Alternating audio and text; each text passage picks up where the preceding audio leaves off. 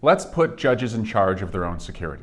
Judges are facing an escalation in death threats. We've never seen anything like this. This is what the Trump era has brought to the judiciary branch. And here's how it goes. A judge will rule against one of Donald Trump's cruel, lawless executive orders. And then that judge, whether they were appointed by a Democrat, a Republican, regardless of their political party, that judge will face a cascade of death threats. And Donald Trump does nothing to condemn these threats. But here's the bigger problem. Today, judicial security is in the hands of the executive branch. So that makes no sense. Judges are asked to rule on matters involving the executive branch, Donald Trump, and then when death threats start coming their way, because Donald Trump doesn't like a ruling and he's telling his followers how bad these judges are, these judges have to rely on that guy for their security?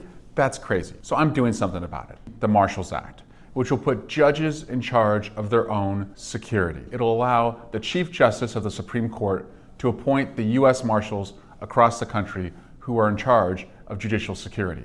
When a judge makes a decision on any case, especially a case involving the executive branch, the last thing that we want creeping into their deliberations is their own security. If that's the case, you could have judges who know that Donald Trump's executive orders are wrong, but they're afraid for their own family or their staff or themselves that they would rule in a way that would not bring a death threat.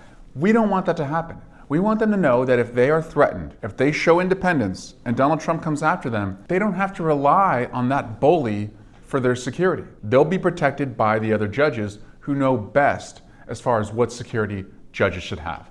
That's the Marshals Act. Let's do everything we can to prevent Donald Trump from bullying his executive orders through the judiciary. And the best way to do that, to make judges as independent as possible, they need to be in charge of their own security.